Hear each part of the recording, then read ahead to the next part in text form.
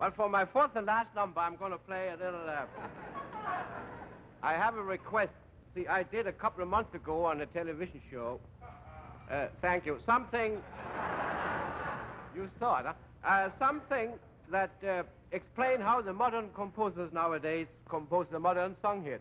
I'm not going to do that again because they did it, but now I'm going to show you how the old masters were inspired to some of their favorite compositions. You know, for instance, Chopin, you know, he composed the minute waltz so that every morning he could play it 3 times in the kitchen so his wife would cook the eggs the way he wanted. So,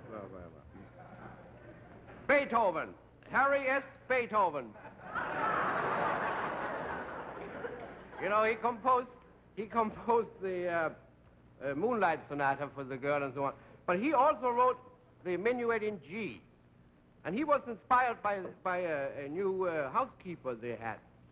He was sitting one day noodling around at the piano, you know, and just wait a minute, I want to see if it's in tune.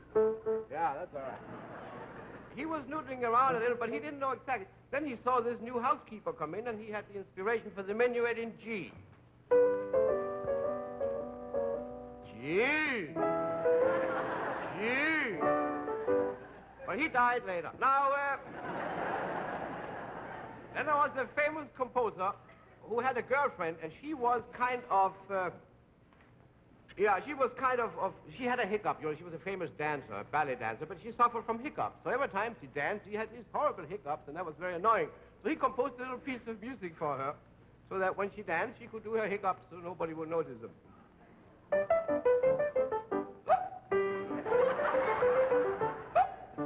Well, he died too. Then there was Strauss, you know, Joey Strauss. He was... Yeah. Well, Joey Strauss... Wait a minute. Well, this is television. You have to look kind of decent. He composed the Blue Daniel. And he got this inspiration by eating cherries and spitting out the pits. Very simple.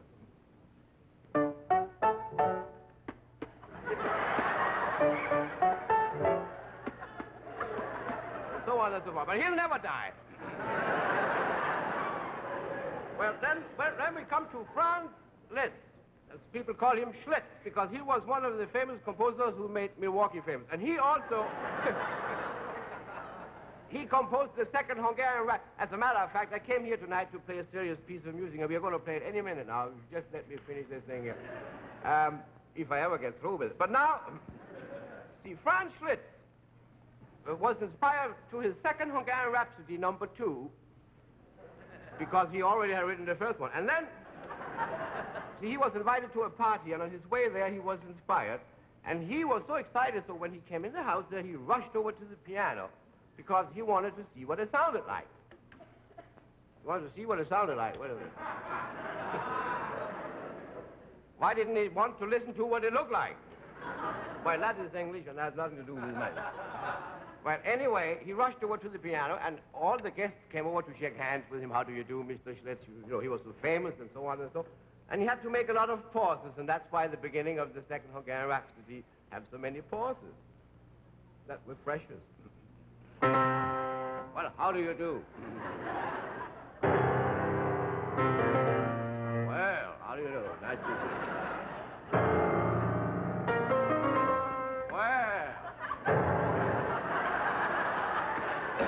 Well. Later. Now, don't overdo it now. Later. Well, we'll wait till later. Later the same evening. That thing is a little drafty. You better put it in.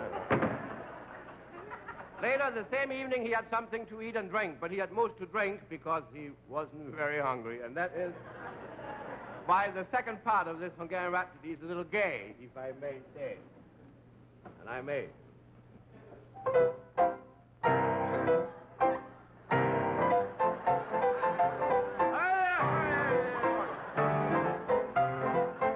Finally, he gets ill, you know, in the last movement.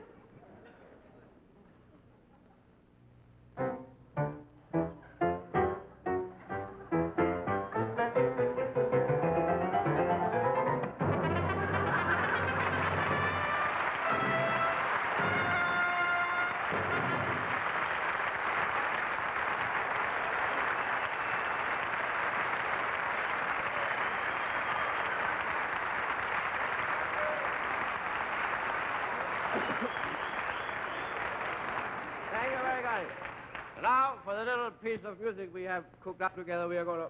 Yeah, I'm going to hurry up now. And, I'm going to... Well, you have... We have to hurry up because we haven't got more than that.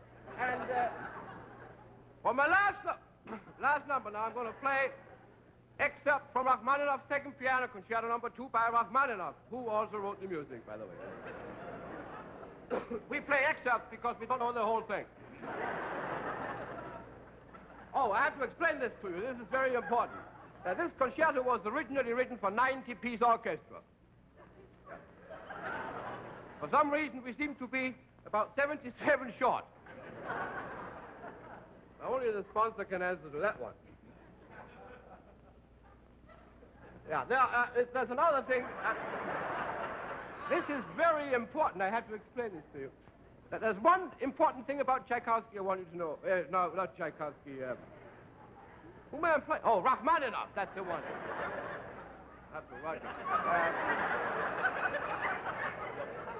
There's one important thing about Rachmaninoff I want you to know, and that is that I don't play him very well. Thank you. Now, when you hear... This is important. When you hear this... It's Rachmaninoff's Second Piano Concerto. When you hear this, that is the introduction to it. Then when you hear this...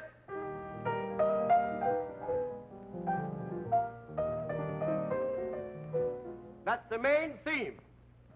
Then when you hear this...